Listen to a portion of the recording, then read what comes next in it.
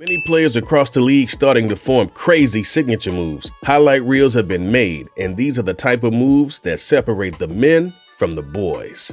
As a player who's only been in the league for 2 years, Trae Young hasn't seemed to have struggled in making a name for himself. In just 2 years, Young has improved more than most players have improved over the course of their career.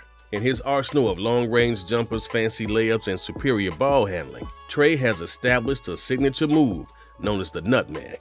Perhaps more embarrassing than an ankle breaker, his nutmeg move involves a dribble between the wide-open legs of a defender. Not only has Trae utilized this move in transition, he does it often as a means to throw off the rest of the team's defenders to give him an open shot. A move not commonly seen throughout the NBA because of its high risk for a turnover.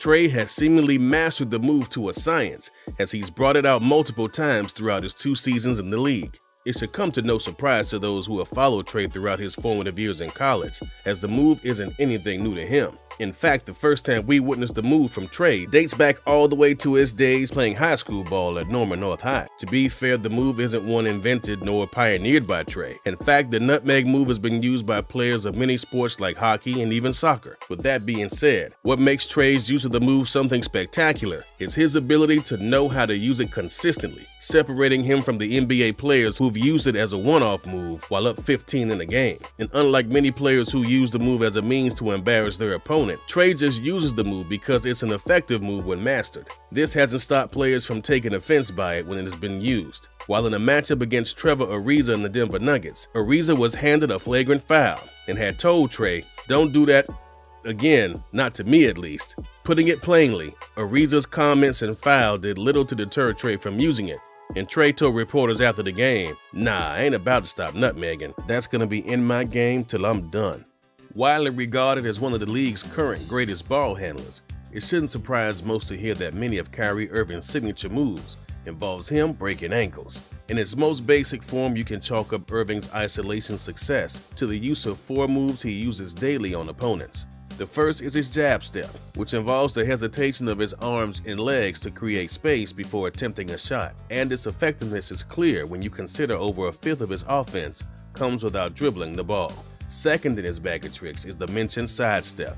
While it seems Irving has seemingly mastered it on both sides, it's clear he seems to show some preference to the right. And third comes what we love to see in Irving, and that is his crossover ability. It'd be nice to be more specific. However, Irving makes it difficult when virtually every crossover move he does is different than the one before it, making for a very difficult opponent to read. Finally is his most beautiful move that's often used in conjunction with his crossover, and that's his spin move. He easily places first in the league, if not in all time, for the use and mastery of the move. He tends to use the move as he drives into the basket for a layup attempt. However, his true mastery of the move is plain to see when he uses the spin move to create a jump shot or a fadeaway.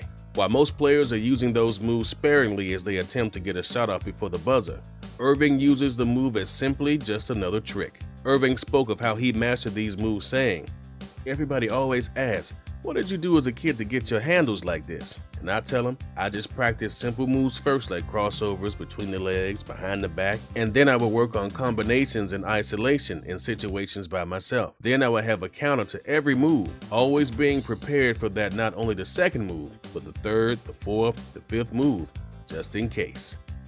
As a player who's constantly evolving his game, it's hard to pinpoint exactly which of LeBron's moves is one that is most representative of his game. However, throughout the years, it seems like LeBron consistently falls into these fads with certain new moves that he masters and then moves on to another.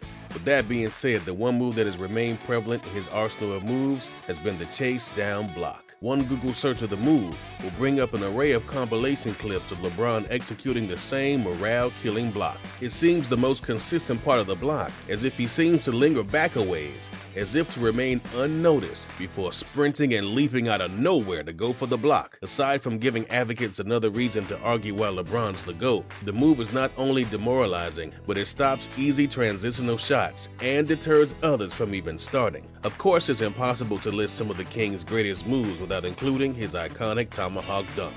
While it's certainly a luxury move that he uses when the situation is perfect, it's easily one of the most consistent parts of LeBron's wide arsenal of spectacular marksman. Many players in the NBA would easily be able to compete with Curry in a controlled three-point contest. It's Curry's ability to create opportunities in an environment that's not controlled and still sink his threes consistently makes him the league's greatest shooter. Curry goes about this a bunch of ways, from simple shots off the dribble to more complex moves like his relocation three. While it's a tough debate, his relocation three is likely the closest thing Curry has to a signature move. The move opens up with Curry playing his typical role of the team's point guard, looking for opportunities until he finally passes the ball off. At this point, his defenders are relieved of their focus and play back, even if it's just for a moment. Curry takes advantage of this and relocates to another position on the arc as his teammates quickly passes it back. The result is usually a lesser contested three, and swish. While it's true Curry has trained for thousands of hours practicing his three-point moves, he admits that much of the stuff he practices is just fundamentals that makes the game easier for him. We do a warm-up drill every day that we practice where we literally work on just pivoting, stepping through, and pick and roll footwork. Just break it down step by step. Those things happen so many times in a game that you might take it for granted. Just the coordination it takes to be explosive in certain situations on the floor. So we work on that in practice. Outside of that, I just kind of work on footwork and moves that I normally will make in a game, whether it's dribble moves into shots or the footwork coming off a screen.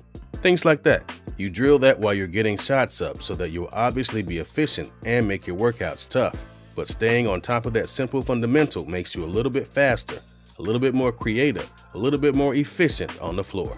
With an array of physical assets such as long body, brute strength, and surprising speed, Giannis Antetokounmpo is suited with a body that allows him to do things most players wouldn't be able to. The benefit also comes with the ability to create opportunities based on the disadvantages his defenders have on him. Case in point is his practically unguardable Euro step dunk. His long legs give him the ability to start his two strides from the three-point line before ultimately rising 40 inches off the ground to slam it in. What makes the move so effective is even in the scenario where defenders are not fooled by the Euro step, they are still tasked with the challenge of blocking his dunk. A dunk that 9 times out of 10 they were not expected to begin with. Much of Giannis' success in the paint can be attributed to this move. As a player who can dominate bigger men and fly by smaller ones, Giannis always either has his body or a move for the job. Making the move even more impressive is the fact he's generally rising off his non-dominant foot while slamming it home with either hand. While Boston fans have long known of the effectiveness of Jason Tatum in production to the Celtics roster, it's often forgotten just how technical of a player Tatum truly is. Tatum has punished opponents since his rookie year as a deadly three-point shooter averaging an impressive 43% from deep. This had been in stark contrast from his sophomore year, where he struggled to find clean shots from deep after gaining the respect of the league. This was a cue for Tatum to get coaches to work on a move that would throw off his defenders while opening space up for him at the three-point line. Tatum got the training with Drew Hanlen, who helped him regain confidence in shooting threes by creating an open space by himself. Much of the threes Tatum had been scoring during his rookie season had been shots off passes that left him exposed at any area of the arc. Hanlen already had just a three-point regime in place that had proven to have worked when he trained with Bradley Beal of the Washington Wizards. Since putting him through the camp, Beal has attempted more than 500 threes a season and made consecutive All-Star rosters twice in a row.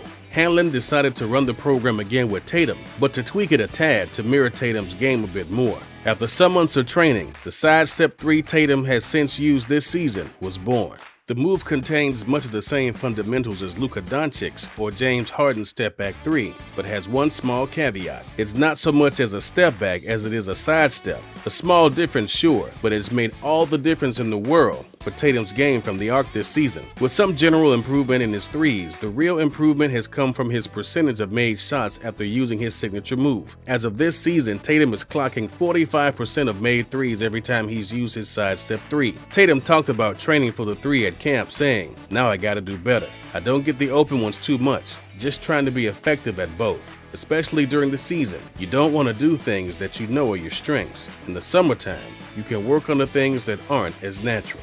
When talking about Tatum, Hanlen said, he shot 40% over his first 2 years in the NBA. I think people over-criticize him. If he would have shot 37% his rookie season, everyone would have freaked out. And now he shot 37 and people look at it as if it's a drop-off. But I think there was just some frustration with him not being in the role he thought he would be in after the previous season.